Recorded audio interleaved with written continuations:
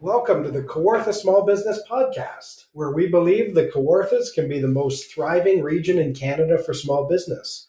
I'm Brian Rump from Profit Coach. And I'm Matt Garrity of Matty G Digital. All right, and we are live. Well, not really live, but we are recording this live from the brand new Thrive podcast studio.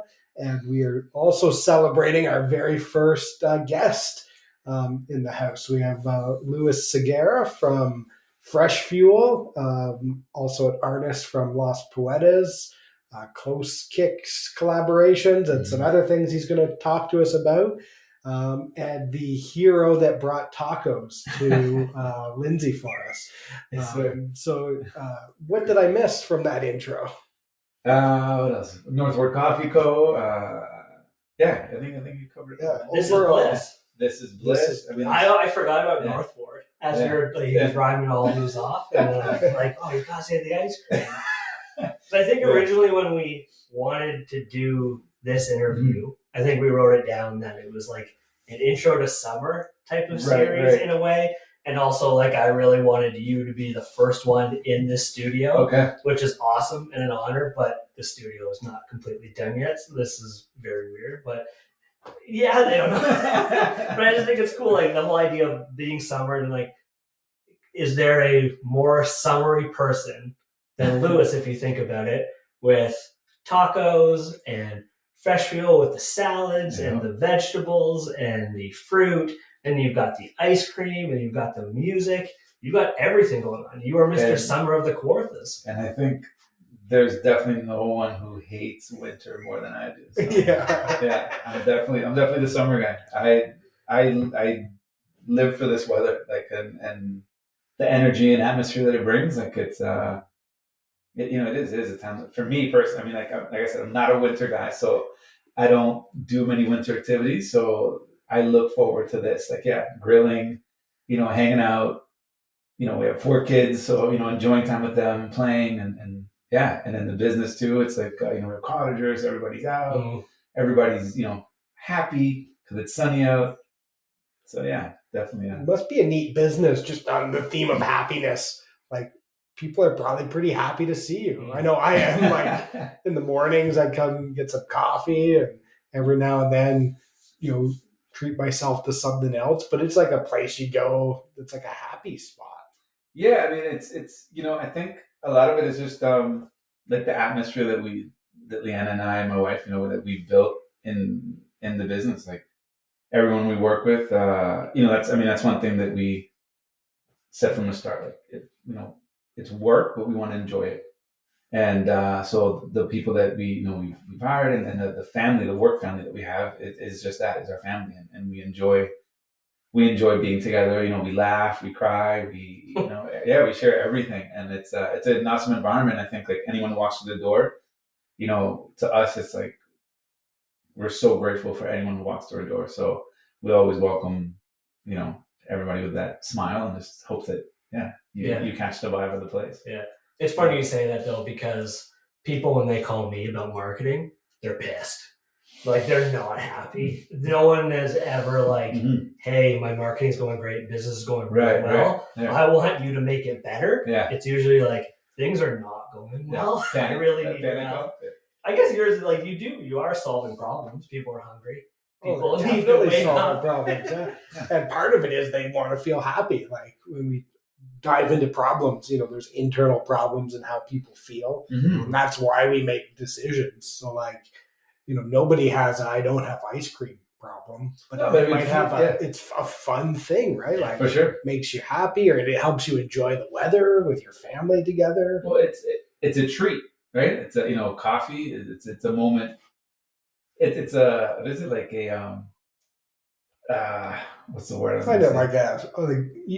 There's people who talk about, like, mindfulness and intentional of, like, sitting and enjoying your coffee, and there's an exercise of, like, it's a ritual. Ritual. Drink it, describe it. Yeah. I think what you got, the quality of coffee you sell, the story behind it feeds into that. That's why I like it. It's not, here's, like, your cheapest, grossest coffee that you just want to chug in large volumes. Like, it has some ritualness. Absolutely, yeah. I mean, and And I mean, like I said, like even going back to the tacos, it's something that that I wanted. I was like, we were sitting with friends and we're like, man, like I could go for a taco right now, but not just any taco. Like I want like a street taco. Like I want like real like carne asada that's like been seasoned and marinated and grilled, and you got like fresh tortillas and cilantro and like I wanted. So I was like, well, that's what we're gonna serve. Like same thing with like salads and wraps and smoothies. Like I want them. I don't want fillers. I don't want it filled with ice. I want real fruit, right? And and same thing with the coffee. So coffee was super important. Being from El Salvador, I was like, I want a Salvadoran bean. Like, yeah, that's I'm so happy about right. that. Like, yeah, like I'm like it made sense. Like to me, I was like, well, it's a story, right? It's my story. You know what I mean? So I feel like it's something I can relate to and be passionate about. Then be like, oh, like I'm sure there's Brazilian beans, Colombian beans, and they're great, but I can't ultimately connect with them and share that passion with a customer, right? Yeah. I think that's so cool because I've gotten it a lot with Thrive, where people are like, wow, this is such a great idea. I wanted to do this. I was going to do this. And I'm always like, man, like I could be a millionaire by the amount of times people told me that if they gave me $1 type of thing. Right. I think it's cool that you've taken your, I want tacos, or I want this El Salvador bean, and I want this cool ice cream shop, and you actually went and did it. Right. That's cool. Like I've got all these other, like I want epic burgers. We talk about that, like little places, like little things like that. But like, I'm not gonna go and do that. It's cool that you're like, this is what I really want, and I can't like get it. There's a gap here, and I'm gonna go do it, and that's really cool. Yeah. I mean, I think it's part of. Again, we were talking about this earlier, which is part of being a creative. Like, when you see something missing, you either want to create it yourself or facilitate, that creation to happen in some way, right? So, even with,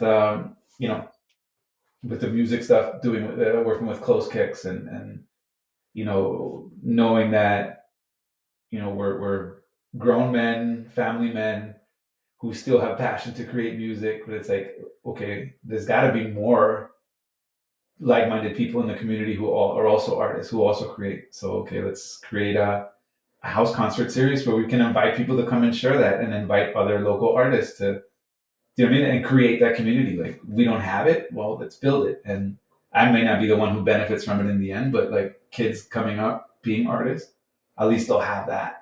Yeah, they have the outlet for it, which I think is a really cool just observation, because historically there's always been musicians, and it used to be you had musicians come to your house and play, and then we had the impact of radio, and you could study that in the record business, and I think we glorify the people who make millions and millions of dollars, and that's like 10 bands or whatever, but like music didn't just go away. So to embrace artists. The other cool thing is like there's also, I think, a myth that like it's over when you're young. It's like, if you don't make it by the time you're 23, like you're never doing it. But art, like most crafts, people just get better and better at it. So Absolutely. To see like the middle-aged men, like that could just be when you start sometimes. Yeah, absolutely. You just start getting good. So to be able to, I think, just have create the venues for people to come see it live. I personally love things like how easy it is to buy sort of music from like local people. Like for a couple dollars, I could just buy people's songs and support them. Absolutely. And I have a massive like list of like local music, which is kind of cool. And it just kind of creates that stuff that you see that's missing. Well, I mean, we have the Black Art Vinyl that just opened up, and it's awesome to walk by and you see like a local section of people who have like press vinyl, and you can buy local artists and support local artists. And as much as like people like dig for the hot trending artists, but it's awesome that like your own community is supporting its artists as well. Like stuff like that is again, it's those things that we're missing, right? But like someone went out and created it. You got to go and create it. You got to be the person who puts it out there. Someone's got to start with that stuff. That's it. Which is so cool. Do you think you're more of a creative or an entrepreneur? Because you keep saying calling yourself a creator. And then I'm or you're creative, but then I've never even thought about it that way. Like entrepreneurs and business owners, you're creators. Or are they creative? I'm definitely more of a creative person than an entrepreneur. Thank God I met Leanna. Because I'd be a starving artist. She's definitely like has the more entrepreneurial mindset, and I think for her growing up, like with her parents owning a grocery store, and then her working in that business and working closely with her parents and seeing the day to day struggles and behind the scenes stuff that happens with it, and her like passionately falling in love with that part of it and being so good at it. She can see an idea, but also like understand the monetizing part of it, right? Where I can see an idea and be like, that's so cool. And I don't go past that sometimes. I'm just like, it's done. It's created. You know what I mean? And like, let's enjoy it. But it's a good balance. It's a great balance. And but definitely I would say more of a creative person than the entrepreneur. I mean, I'm an entrepreneur, but I would say creative way more. Yeah. It's interesting that like she spent her whole life like growing up in that home with like entrepreneurial parents running that business, and it was probably hectic and chaos, and she kept with it and continued to do it still to this day. Yeah, I mean, she's just such a driven person that she's one of those people, like we said earlier, like if you have an idea, you might be like, oh, I'll put it on the back burner. Yeah. They don't never put it on the back burner. She'll get an idea, and until it's done and proven and guaranteed success, that it's a success, it's like it's not over, right? So she's very like, we're gonna do this. We're gonna do this. There's no half-assing anything. There's no shortcuts. It's like we're going all in and all out or nothing. Yeah. And we're executing this like get in and implement it and try it and tweak it. And I think it's so fascinating, like just different businesses and growing up in the grocery business. Like that's a notoriously hard business that's always going to be busy because food always finds a way, but you're dealing with different departments. You're just dealing with so many things. You got to track stuff. You got to order stuff. You got to change it every now and then. So I think it's great training to be able to for sure. I mean, to do other types of things. For her to oversee like Fresh Fuel, North Ward Coffee Co. This is bliss. It's crazy. Amigos talk, like and then 4 kids and a creative husband who's always thinking of creative ideas. Always got the idea jar is always full. She's built for this, man. She definitely she's awesome. Yeah, I always think about growing up, like what my friends' parents did. Like my friends would want to go down that path. Like my friends' parents that were lawyers and engineers, like they wanted to follow in that path. And I never really thought too much about like what my parents did or my dad did. And now it's making me think, because I think a lot about like, how am I messing my kids up every single day, right? Like what am I teaching them now that they're going to repeat tomorrow? Yeah. And what am I doing now that 10 years from now we're going to talk about? I had the conversation tonight about smoking cigarettes with my 5 and 7-year-old kid. Right. And it was just the weirdest conversation I've ever had. My youngest one called it smokers. Yeah. Are adults allowed to do smokers, he says? And then like my oldest one is like like everyone's allowed to have an opinion, and when I'm older and I'm an adult, I'm probably going to choose to do smokers. FYI. Yeah, and the youngest one's like, I don't think that you should do that. And like it's like the craziest conversation. And like my wife, she smoked when I first met her a long time ago, so she brought that up, and then like the look on the kid's face. Anyways, it just made me think about like Leanna growing up in that environment that's chaos, and we're all in this on the day-to-day of like being business owners and chaos, and like am I teaching my kids and like sending them down a path to be entrepreneurs and business owners? And do I like that? Like, I don't know if anybody wants their kids to go to Hollywood and become actors and actresses. Like that seems like chaos, but what do you think about that? I think that's a great thing, that if you are creating them, because I feel like anything that you do, if you think of it from an entrepreneurial mindset, it's a totally different perspective. And you then kind of can avoid the traps of, getting stuck in a job that you hate. Right. And that's my worst fear for my kids. Yeah, they're like forced into something. Yeah. And it's this is what your life is from now on. Again, I think thinking back to the creative word, but it's creative to me, it's like freedom, right? It's like freedom to choose, freedom to do. So, partly this is why I love what we do is that, our kids get to see us. Yeah, we go to work, but we go to work happy. We go to do something that we enjoy. We go to build something we enjoy. We go to, be part of a community that we love. When we get to give back, we get to be a part of something. And, I think if they see that and they can not necessarily they don't have to follow that, but if they can take those little nuggets into whatever they choose in their life, then I think it's a good thing. Yeah. I know, for myself, my parents, they were very much more of the work, head down work mindset. I mean, we came to Canada in '86 from El Salvador. My parents came here with $30 in their pocket, 3 kids.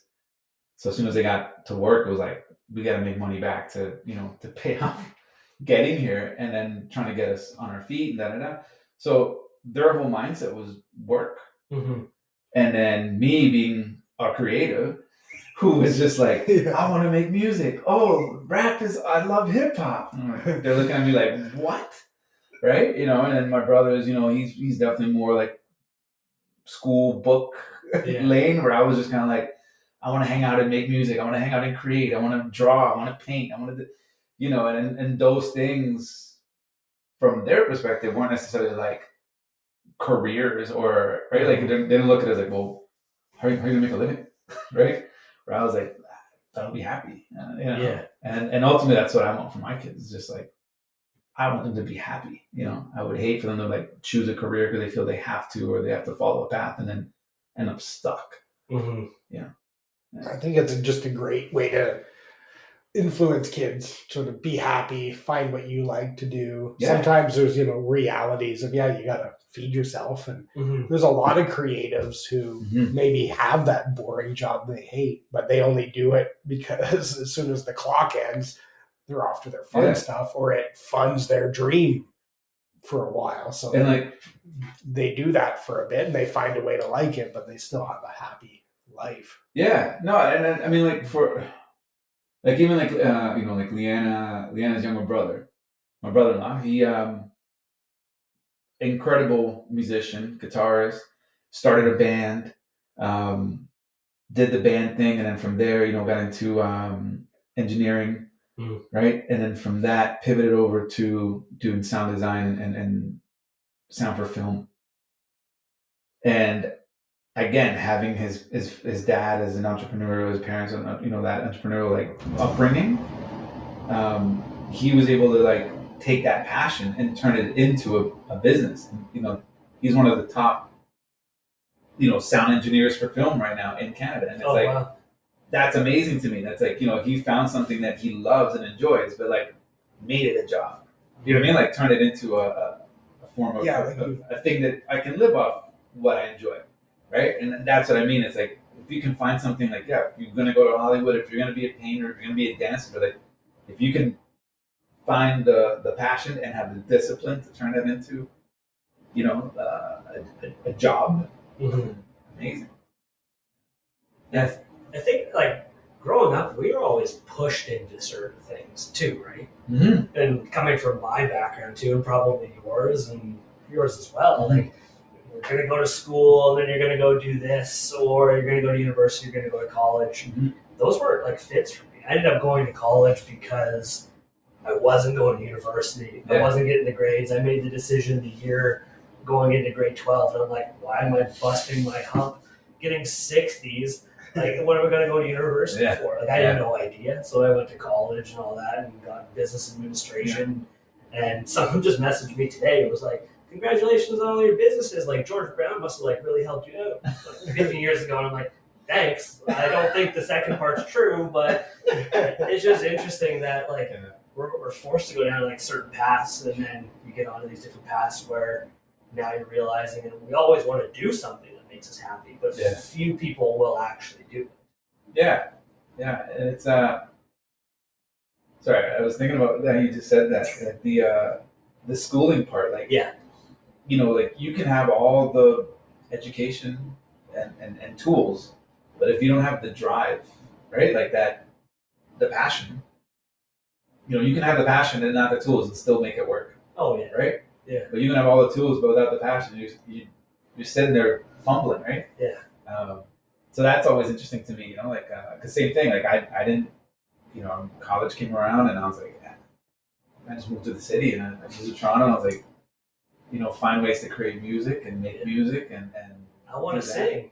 Yeah, I was like, like, and then, I mean, you know, in hindsight, I was like, I should have probably done something. You know, it would have been cool if I did something. I don't know, but hey, man, like whatever, all the steps that it took to get here, I'm here, and I'm, you know, I'm happy where I'm at. And it's like, you know, it didn't work. I didn't go to college and do university because my kids asked me too, like, oh, where'd you go to university, Dad? I was like, I didn't. They're like, oh, right, but they're almost like, you don't say the School of Hard Knocks. But you know what I mean? Like they almost look at it like, oh wait, because right now they're learning that, right? Yeah. They're learning like, well, we're going to do this, then we're going to go to high school, then we're going to go to university, and then we're going to. And I'm like, yeah, but that's not the path for everybody. Yeah. Right. Yeah. It sounds like we have very similar beliefs with schooling, and like they're learning history and certain books, and they're not learning how to like fix their car, change the oil in their car, cook. I can't believe that we don't teach kids how to cook, like throughout their entire careers. Teaching them business, not just like 3 months of accounting, but we should be learning accounting every single year of our lives, right? Yeah. And it's just like the school stuff is. Anyways, I think that's crazy. Some of the stuff that we go on about with school, and my kids will bring it up too about like college and university. And then my wife's a little bit more like, well, like, if you work really hard, you can choose to do whatever you want and go to university or go to college. And I always I just walk it down. Yeah. I don't say anything. I would like them maybe to get into a trade at this point. Oh, for sure. Or if you want to become an entrepreneur or a business owner, that's great. I don't want to force them into like taking over any of this stuff. I don't think if they ever wanted to, of course, more than welcome to. Yeah. But I don't want to be that guy either, where it's like, no, this is the succession plan, and this is your legacy. I'm never going to be that guy. No, you must do this. I think that stuff's going away. I think now, So. Like it's funny how society changes fairly quickly, and now it's so easy to get information. You can experience different things. Of course, not every parent's the same, but I think. Not forcing kids or saying, "Oh, here's your golden ticket. Just do this for the rest of your life." Explore what you like. Things are going to work themselves out. And at the end of the day, the risks aren't huge either. I think, my parents were the same. Like, here, go get the golden ticket, and then you can just sit and not work the rest of your life, because they always saw people who went to university as these people who made a lot of money for not ever having to do anything, which isn't really true. But also, there's no risk if you're not that person. Like, people try things, even if it goes poorly, like. Lots of people have bankruptcies and no one publicly shames them and drags them through the street. Like, they bounce back and they do something else and find a way. Yeah, again, it just goes back to discipline and passion. Like whatever you choose in life is I think it boils down to that. Yeah, right? Which I think is cool. I think the other neat element to pull back on is finding the right partner sometimes. So romantic partner or business partner, or just someone who has those offsetting skills. Absolutely. So you get there's a lot of creative entrepreneurs, and they hit their stride when they find somebody who manages them a little bit better. Big time. And the opposite goes as well. You have some people who can track and do a lot of stuff, but they need someone else who has all the ideas to sort of drag them along or drive them forward. Balance each other out, right? Like, I feel like, I said that earlier, but like I think Leanne and I think it's like sometimes we couldn't be more opposite, but we're just so like I don't know, it's like the perfect match. It just works out. Yeah. Which is great. Yeah. What's your favorite ice cream combination? Do you create your mixes? See, okay. So Leanna loves ice cream. I'm not a big ice cream guy. Okay. But I'm a very like nostalgia guy. So ice cream that I like are things that remind me of El Salvador, which are flavors that we don't normally have here. But like rum and raisin. Oh, okay. My mom would always get rum and raisin as a kid, and I would like have rum and raisin ice cream with her. And it's like, if I'm gonna get ice cream, like I get rum and raisin. Not even and like, it's just because I'm like, it's a memory. Yeah. There's another one, a pistachio ice cream she would always get. So again, not a big flavor up here, I'm sure, but it's like if I see it, I'm like, oh, I gotta get pistachio ice cream because it's it's a memory, it's a nostalgia thing, right? And that's like I'm more of like the salty snack guy, where Leanna loves the sweets, like like the ice cream or like chocolate things like that. So it's. But when I do go for ice cream, it's definitely like rum and raisin. Do you carry rum and raisin at This Is Bliss? She doesn't. Because I'd be the only one probably. I've never had rum and raisin. It's one of those neat ones where it's like the fillet of fish at McDonald's, where they're like, who orders that? And then I heard their sales are like 10% that or something. Wow. It was like way more than I would have guessed. Huh. But like, I've been in lineups before for like Kawartha Dairy, and it's like whoever orders this, and then like you hear like 3 people in line. Like my youngest boy, Luke, loves Tiger Tail. Oh yeah. Oh, that's my nostalgic one where I'm like, but he's just like loves, and it's like it's such an odd. But he's also like, if we're ordering pizza, we go to Tony's, it's like anchovies. Gotta have anchovies. And he's like, he's my boy. I'm like, all right. He's like, I love anchovies. So we're like, him and I will go in on like a large anchovy pizza. And it's like, he's the only one who loves he loves different things like that. My youngest will crush black jelly beans. Oh yeah. Like the black licorice ones. I remember the first time I saw him eating one, I think I like sprinted across the room and I was like, dude, don't do it. And he's like, Dad, I love these ones. I'm like, all right, man. And he just hammers them. Those are his favorite ones. Yeah. People are going to like what they like. That's it. Yeah. Yeah, I thought that was cool because you are the master at sandwich wrap combinations. I don't know if you get to do that much anymore, but I always love downtown getting the surprise. Yeah. Then again, like I think like that's one thing. Like I love food. I love food. I love flavors, and I love trying different things. And like when we talk about the wrap, is the big hack that I call it, because I was craving a Big Mac at the time. Oh yeah. And we were at the store, and I was like, oh, we got 1,000 atom dressing. We've got cheese, pickles, onion. And I'm like, romaine. I'm like, it's pretty much all the things that go in a Big Mac. I'm like, throw falafel in there. Boom. And everyone's like, oh, that's really good. That's really good. Then it's like, now it's an item on the menu. Because people were like, what was that thing again? I was like, call it the Big Hack. I'm like, yeah. And boom. I was at a city event and they brought in fresh veal wraps and I didn't know what any of them were. Yeah. I'd eaten it before, but I grabbed one and I thought it was like beef or something in it. I probably saw pickle. I'm like, great. Picked it up and I was eating it. I just remember like the first time eating it. Like, what is this? This is awesome. And then I went back like the week later and I was trying to describe it to the person behind the counter. Yeah. And they're like, oh, it's right here. Like, it's a very popular famous wrap. Yeah. Oh, okay. It's unreal that first time you have it, especially if you don't know what it is. It's that's awesome. Yeah. That's awesome. It's like reminds me of, we did a thing in Sun Main Restaurant in Fenwick Falls, which is good Chinese food. I was like, let's order stuff that probably nobody orders. Like, maybe it's good, maybe it's not good. And we just kind of randomly picked some things. And it was like the best orders I've ever had. And I was like, oh, people probably order this all the time. It's just I never venture off like the usual. And it was like outstanding stuff and different flavors, and it's neat to be man. creative. Food is again, it's one of those ritual things. I don't know. I love food, man. Do you look back like 5-10 years? You've been doing this for 5 years, but like 10-15 years ago, and think about where your life and your businesses are now, and does it make sense to you or no? No. No. It does. It doesn't. It doesn't. I mean, it does in the sense like I knew, like Leanne and I, we always knew that we wanted our own business. Yeah, we knew that. Did we know it was going to be, it was going to be wraps and smoothies and salads and no, but we knew we wanted our own thing. Mm-hmm.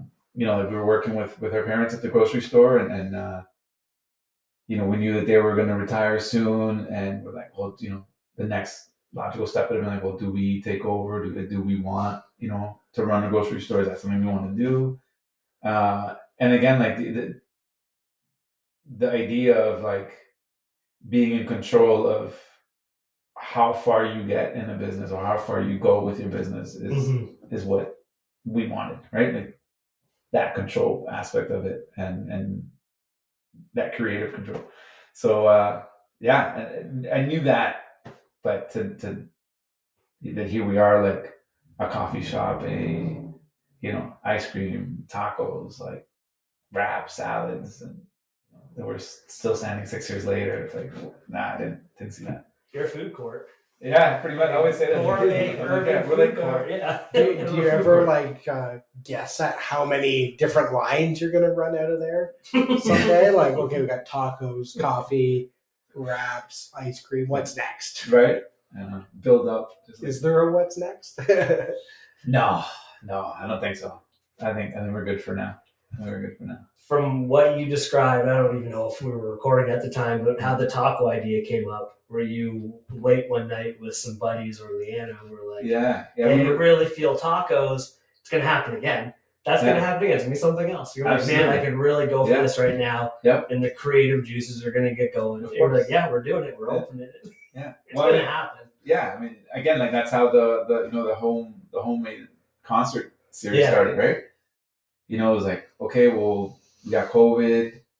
Venues aren't really a thing that's happening. Also, like, here in town, the biggest venue is the theater. Mm-hmm. Can we really like pack that consistently? Is that something that is realistic? Do we have smaller venues? Not really. Yeah. So we're like, well, we want to create something like, well, let's just do it at somebody's house. And then, our other partner, Chris, he was just like, we can do it at my house. I'm like, all right. And then boom, we did it. And we had, 3 bands and 2 vendors, and it was an awesome night. Mm-hmm. And now everyone's like, when's the next one? So it's true. That's how things do happen. It's always like, there's always going to be something that you're like, I wish we had that. Mm-hmm. Well, let's make it. There you go. There's always a gap or there's a need where creatives will come up with it. Creators. It's a better word than entrepreneur. Yeah. I like that. Well, I think they're similar, mildly different. So not every entrepreneur is a creative and not every creative is an entrepreneur, but creator entrepreneurs is definitely a large percentage of people who are creating all the time. So what's you're a summer guy, all your businesses I think are very like summer. Mm-hmm. What other ideas do you think, either for you or someone listening, for our local area do you have? Like what are we missing? Ooh. Well, you want a smaller music venue now. Yeah. That's one. Yeah. I mean, I think like our downtown core needs more attractions, in the sense of like, even like I always, whoever's listening, I always think of this, that lot behind the Valley Mart there. Yeah. I don't think there's a name for it, but it's that empty space where that mural is. For one, I feel like that mural could be updated. We have tons of artists and muralists in the city who are like incredible. You can get like a brand new mural. I get there's a nostalgia attraction to that mural that's there now. But you could have like, a a food court, vendor market, or an artisan market. There's so many artisans in Kawartha. Like, but how do we know about them? You know, Facebook, social media. It's like, what if there was like, you know, we have our farmers market. What if we have like an artisan market? That's cool. Those things, you know, I think those things also, you know, they create like culture, they create community, right? Like, you know, and again, it creates inspiration too for other creative people. If you see other creatives doing stuff, right? Yeah, you need that community, that connection, because absolutely one idea sort of sparks another idea or collaboration start to happen. Exactly, you know, and that those are the things that I feel like we're missing in our downtown core. Like, it's just missing those little event things, you know, like those little things that you would, you know, it's Tuesday night artisan market. Let's all walk down there and hang out. You know, I think it's those extra options to hang out and like to draw people in, draw your community in. Like I think of like Latin America is famous for its squares, right? It's you know, like in Mexico you have like the Zócalo, or like, you know, like a town square where people tend to gather. And you know, like we were just in El Salvador, and that was one of my favorite things, is that you go and there's a square and there's like vendors all around that have, like, you know, artisans. You can get souvenirs, you can get things, or, you know, just like a place to hang out. Yeah, and you know, and there's music, there's food. So those things that draw people out and help people be a part of your community. You know, what I like about that stuff is it has options for everyone. So it's not the one thing. And I think about, you know, I live in Fenland Falls, but coming into Lindsay at nighttime in the summer, especially, like this is, the downtown's awesome, but there's like not a lot to do. Or like, you know, you come out of the theater and the Olympia's open, but like there's really nothing else on the street. So like if there was like other patios or just things going on, I think it would just draw a lot more people in. More often. Live musicians. There's so many things. I feel that, you know, again, if we are like you know, a summer destination or a pass-through even, those are things that we could capitalize on, right? You know, if we have cottagers coming through, if we are, you know, a summer town, then, you know, why not cultivate that, right? I think we're a pass-through town. I don't think Lindsay is a destination in the summer, and like, but it could be. Oh, it could be. It has so much potential. And I think it's a chicken and the egg situation too. Yeah. But like, I don't want to say too much to say like to say anything inappropriate or like anything, but I think it's a matter of some of the businesses stepping up and doing something to change that, whether it's for themselves or the community and the neighborhood as a whole. And I don't want to make an excuse, but I wonder what the last couple of years of COVID have done to that. Like maybe it was different a couple of years ago, but I hear and agree with everything you're saying. There's a ton of red tape around it. Some of the stuff, but also like it just, there needs to be more creators to go out and do it and push this stuff. And but like I said, there is all that the red tape too. That, you know, like, you know, how cool would it be to have, like, you know, like a food truck destination, right, where you could have like different food trucks, and, you know, like a food truck pavilion or something down by the river. Like there's just there's so much beautiful backdrops in the city that you could use and utilize and highlight. It's so neat. I've been wanting that idea for ages, and at one point the city was like they're like, oh, you should like organize that. But again, it's hard to do that because there's so many hurdles, and some people see it as competition. There's a great sorry to interrupt, but like I'm gonna be super quiet on certain things, but like that's a huge issue with most people. They don't want to do these things for the community and the neighborhood and the collective if it infringes on their quote territory whatsoever. They don't see the bigger picture that all that stuff that you mostly said greatly benefits everyone. If there is like everyone down the street sells French fries, but we still brought in 100 trucks that sold French fries, that would bring in so many people and do so much for each of the individual businesses and community and the neighborhood and everything. And most of the businesses don't see that. Which we've talked about our French Fry Wars episode and some of that historical stuff. And I'll cite now, I might still have a copy somewhere, but Hamilton has like a food truck festival. Right. And they did a really good study on the impact of businesses because they started, this is probably 10 years ago now, but Friday afternoons from like 4 till 7, I think it started. And then it was like 1 till 7. They like closed down a street and brought in food trucks. And at first, all the restaurants hated it. But then what they quickly learned was everyone comes down for the food trucks, but then they stay and drink on a patio, or they'll have like a full dinner, or they'll go eat like 2 tacos from a truck, and then they'll go to the restaurant and eat a full meal, or they'll come back because they didn't even know that restaurant existed. Right. And they're like, oh man, we got to come back here tomorrow night. So it's, building up that just that event that now everyone, I think it's still going on in different places now. It's like food trucks, and we're one of the few communities who I don't think has that on a regular basis. And again, the red tape behind that is what holds back a lot of Yeah, and then you don't have as many food trucks either to like come and know it's worthwhile. As you know, again, the food truck, we haven't asked about the status of that, but it's not easy to load it up with food and drive it somewhere and be a vendor. And final say is there's a lot of potential, tons of potential, and so there's always something. This topic could make me snap. So, I know. So I don't want to go. I think we're all on the same page. So, snap. Yeah. Awesome. All right. Any final words? Well, thank you guys for having me kick off the inaugural podcast at Thrive here, and congrats again. Love the space, love the vibe here, and it's just awesome to be able to come in and have a genuine chat, and